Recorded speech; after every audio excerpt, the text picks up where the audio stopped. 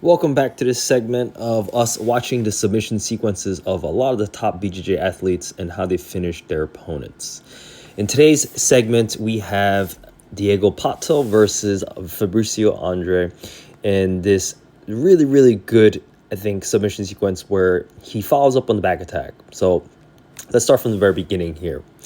How Diego Pato sets it up is he has the back. So assuming you're in a situation where you have your opponent's back and your opponent is hopping over your bottom leg. So if we pay attention here, notice the circle right here. So whenever we have back control, we want both hooks in, correct?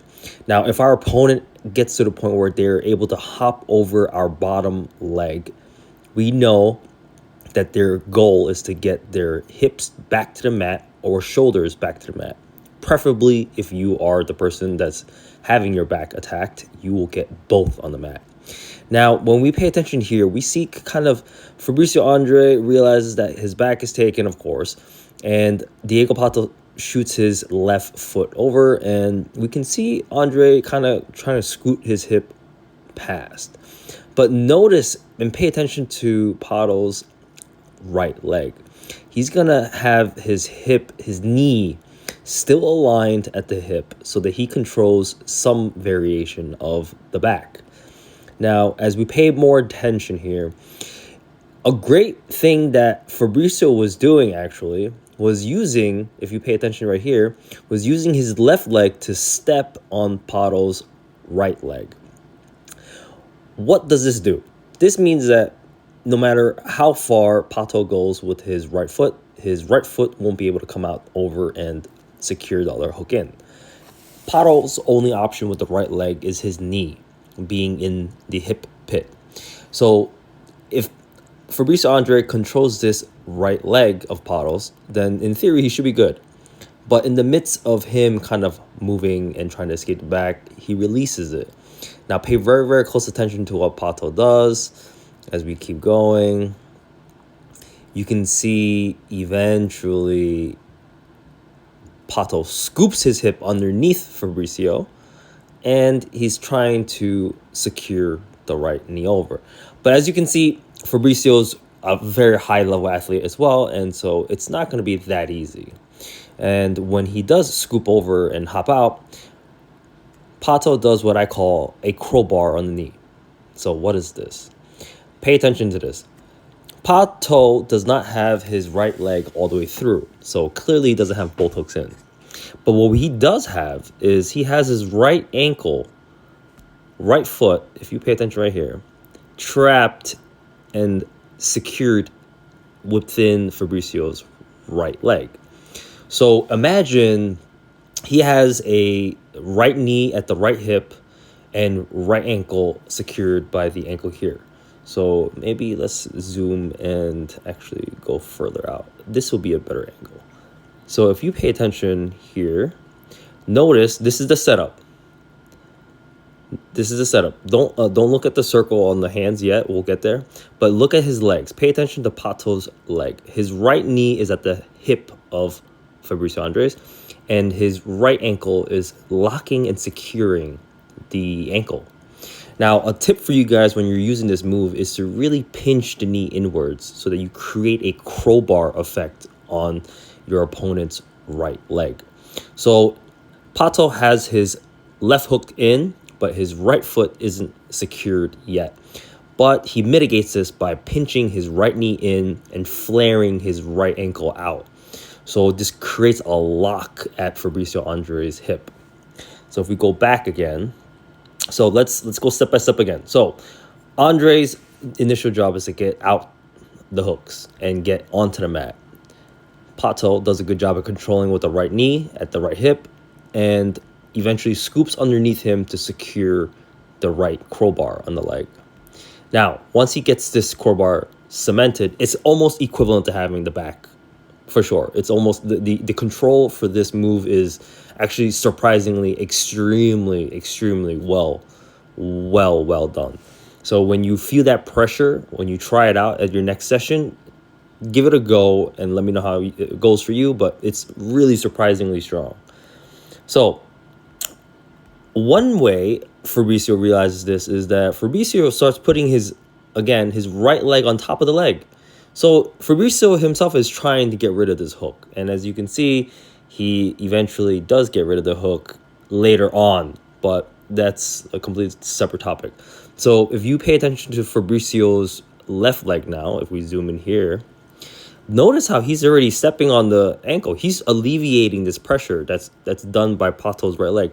Notice how Pato's right knee is already flaring up. He's controlling that hip, putting that pressure on that knee. Fabricio alleviates this by essentially stepping on the ankle to alleviate the control that he's having. But as we are focusing and paying attention specifically to the bottom half, I want to bring your attention to the top half. So as we move backwards a little bit, this is a very good grip. So for some of you guys are very experienced, so some of you guys know this already. You can do the back control grip where your hand is on top of your choking hand, or in this case, Pato is now doing that same grip, but he's enforcing it by controlling Fabricio Andrey's left arm. So pay attention to that. It's a really good grip. Again, when I'm explaining these videos, I have a range of subscribers, right? So we have some who are complete beginners and we have some that are extremely advanced. And I think sometimes it's important to highlight both. So as we keep going, you can kind of see that there's a battle ongoing here with Fabricio Andrey. So let's explain both sides and explain both equations of what we're aiming to do.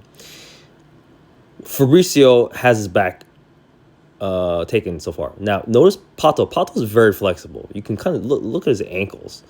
Pato has his left ankle all the way through, and you can see Fabricio is holding on to the left ankle with his left arm. If we see here, and he's really trying to pry it off. Fabricio is not so concerned. He's fighting multiple battles at the same time. He's fighting the leg battle. He's fighting the other leg battle, and he's also fighting the choke. So he has 3 jobs he needs to do. Whereas Pato is attacking in all angles. Pato, when you're attacking, you have the option to focus on any primary attack there. So at one section, he can continue attacking the bottom leg in the sense of creating discomfort. He can continue securing the left hook, and he can also threaten the choke. So as we go, you can see Andrey is now using his right arm to remove Pato's left leg, and he's trying to escape the bottom hook. Now, notice how Fabricio also uses and engages his left leg now to assist with removing the left hook. So he's bringing the knee up and closing that hip line to prevent Pato from being able to secure the left hook in again. And as you can see, he blocks it. As you can tell right here, Fabricio Andrey secures and solidifies that position so that he cannot have Pato bring his left leg back in. But this is where things get interesting. Pato realizes this. So Pato's like, okay, I need to get up now. So he uses this chance and opportunity to kick forward with the left leg and shoot up. So for those of you who are attacking the back and this happens to you, this could be a very good sequence for you. When someone removes your top leg or top hook and they remove it with that tenacity and that where Fabricio Andrey is really focusing all his energy into removing that left hook, he opens himself up for other areas. Diego Pato is fighting this, and he finally lets go, and he shoots up. He uses this momentum to shoot his left foot down and shoot right up. So pay attention to the momentum that left kick brings him. So when he goes, he kicks right up, and he comes right up. At the same time, Andrey is thinking that maybe he can get out. So Andrey is thinking of turtling forward. So Andrey, most people, when they kind of escape the back, sometimes they default to a turtle position. And in this case, Fabricio Andrey is doing simply that. It just so happens that Pato is also kicking up at the same time. Now, this is where things are actually very, very interesting in terms of solidifying the position. Because sometimes we get to positions like this and a scramble ensues. However, Pato controls this really well. So he still has the grip. So let's go back to it. He still has this Kimura grip on the arm. He hikes up. He comes over, swings the left foot again to try to secure the hook. Now, he sees that he's kind of hovering right here. He's not able to get the left hook in. And so he kind of hops up. He hops up right into it with the right hook inside. You see that? So how does he do this? So before we go there, remember that initial position with the right knee in the hip? He's controlling this the entire time. So as he hikes up, his knee is still in the middle. So his right knee is still securing the hip in general. With that, he cannot secure the left hook because Andrey is really tight with the left leg at the moment. And as you can see, Pato just shoots the right leg right through. Now, we're back to the opposite side now. So Pato now has his right hook in and his left leg out. And still has the Kimura grip on the arm. As we roll backwards, as he's rolling around, Pato, even though he doesn't have the left hook in, left hook in, ends up crossing his ankles. Now, I know this is cardinal sin, the rule number 1. A lot of people say do not cross your ankles when it comes to securing the back. But in this position here, I know the Danaher squad and the New Wave team, Gordon Ryan and whatnot, they call this the high ball ride or whatnot. But if you can just imagine just closing your ankles, but with one foot out. So he has the right hook in, the left leg is not secured yet, but he's crossing his ankles in between the leg that way. Mind you, this is very similar to the first position, except that he's just crossing his ankles and the closed loop really secures that position for him. So a couple things we got to pay attention to here. After he secures that and he crosses the ankles, it's really locked in. Like Andrey's not going anywhere. Okay. Now, Andrey realizes that his legs are definitely trapped. He's not getting out anytime soon. But Andrey is fighting another battle. So if you can pay attention here, we're going to run the film real quick. Andrey is fighting the hands. So let's pay attention to this. Andrey rolls over. He realizes he realizes the Pato has the securedness of the high ball ride, if that's what we want to call it. And so Andrey takes his time to strip the grip. So he's effectively stripped the Kimura grip. So Andrey uses his right arm, strips it. Andrey fights it for a little bit. So he's holding on to Pato's right arm for a little bit. So you can see, if we zoom in here,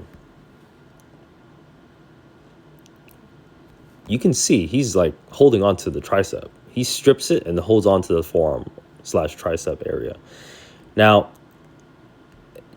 one thing we really want to pay attention to is Pato's decision. So Pato has his back control stripped. Andrey strips it.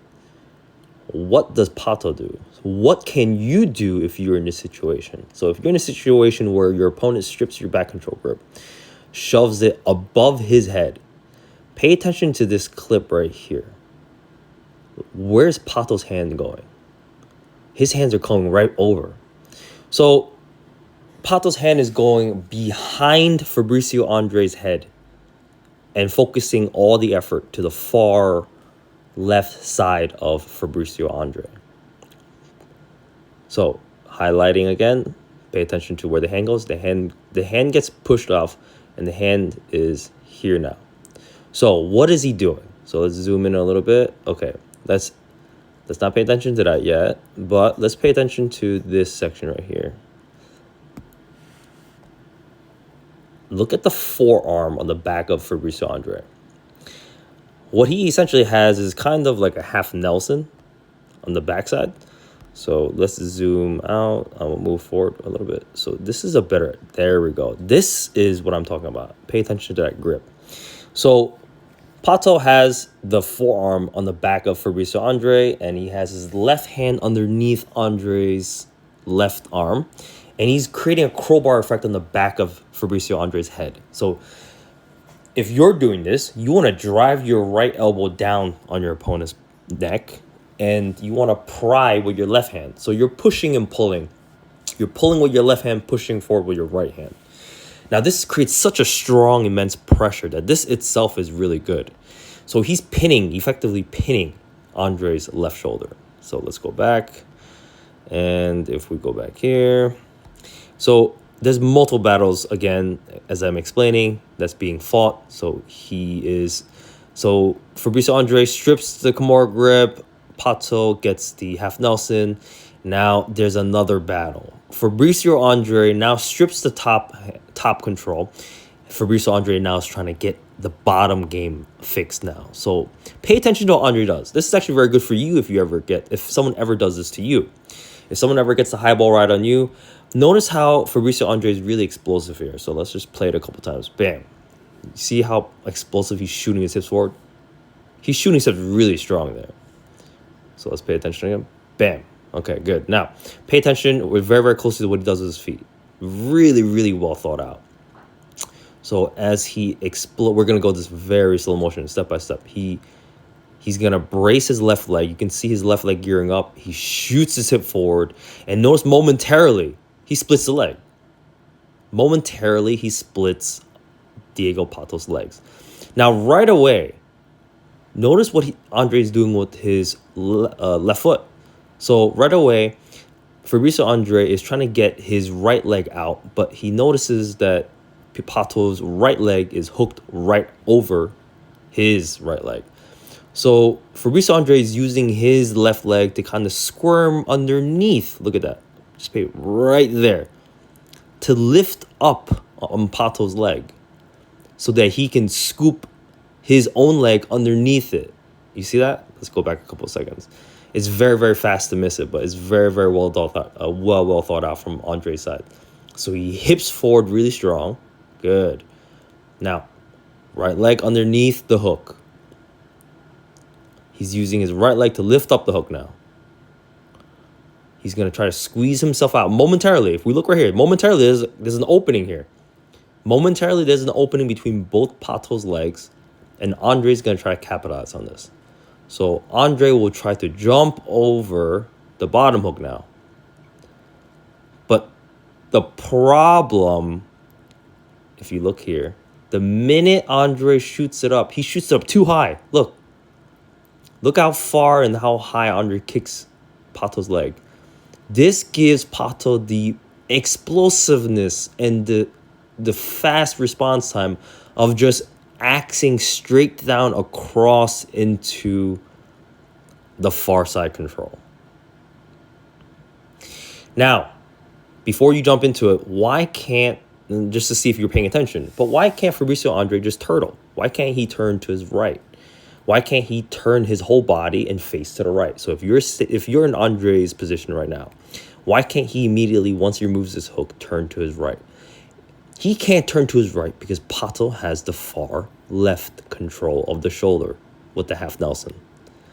That half Nelson is extremely strong in this situation because because Andrey can't turn to the right. Now, Andrey can't also turn to the left because he had his right leg trapped the entire time, which is why Andrey was trying to remove the hook. So what we have here is a crisscross control. Pato has the right leg controlled so that Andrey can't turn to his left. And he has the control on the left shoulder so that Andrey can't turn to the right. When Andrey removes the leg, he can't turtle and turn and spin inwards. He has to spin outwards. So he has to try to turn down. But this gives exactly what Diego Pato wants. So Andrey realizes he can't get out at this point. So he's gonna really just push down the leg. There's really nothing much he can do at this point. So he's just trying to push down the leg. He's trying to create some extra momentum. But momentarily, as you can see already, 2 hands down, Pato has a far left shoulder controlled. Pato's going to shoot for this choke. Just like that. And squeeze it and gets the finish. Now, that's a lot to unpack, guys. So guys and gals, let's go back from the very beginning and let's pay attention to everything we just went over. So let's see how much of the things we can actually pinpoint and see. So let's start from the very beginning again. This is the finish mechanics. Okay. So let's see. He secures the finish. Great. Let's pay attention now. Okay. So tries to get over the bottom hook. He's able to maintain a little bit, but Pato scoops his hip underneath. Pato has the knee bar ride, crowbar on the knee. Has a Kimura grip. Fabricio tries to strip the leg. Diego comes up, scoops that right hip again, gets the high crotch, high ball ride, crosses the ankle. Pato fights the hands, fights the hands. You can see here. Pato goes for the crowbar on the back of the head, half Nelson. Fabricio explosively shoots up, removes the hook, tries to jump up, 2 hands down. Pato secures the rear naked choke.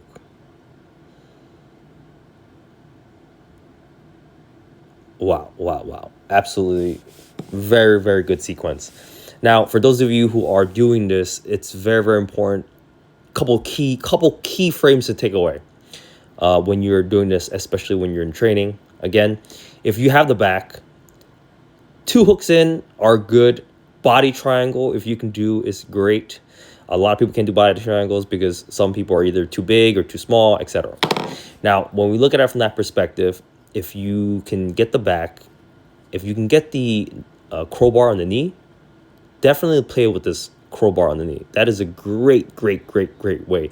If you get 2 hooks in the back and they escape one of your hooks and they hop over that knee line or hop over that leg, try to keep that knee in the hip pit and go for the crowbar on the leg. That is one tip you can take away right away today and apply.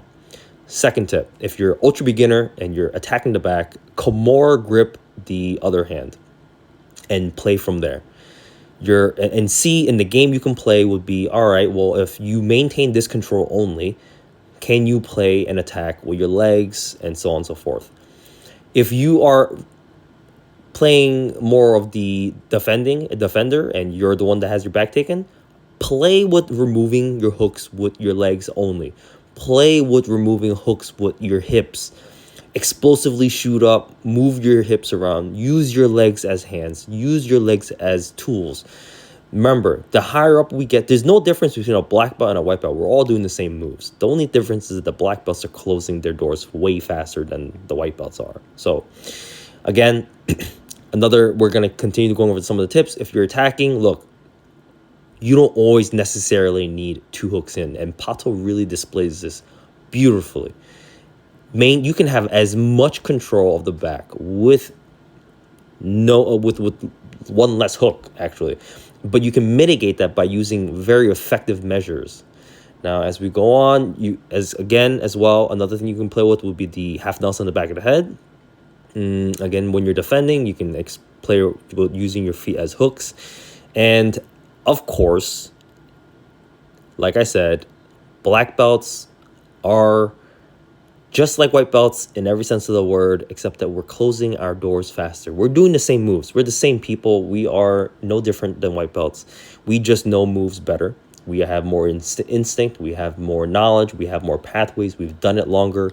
We've closed our doors faster. And sometimes we have other black belts who realize that our doors are left open longer than it needed to be. Because if this was a white belt, it would be a different story, but it's a high-level black belt who would submit so many black belts in the world. And again, this just highlights that it happens to everybody. And there's no rhyme or reason.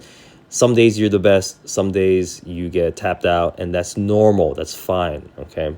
But here's some great takeaways. And again, look, guys, if you like what you saw, please like and subscribe and follow for more.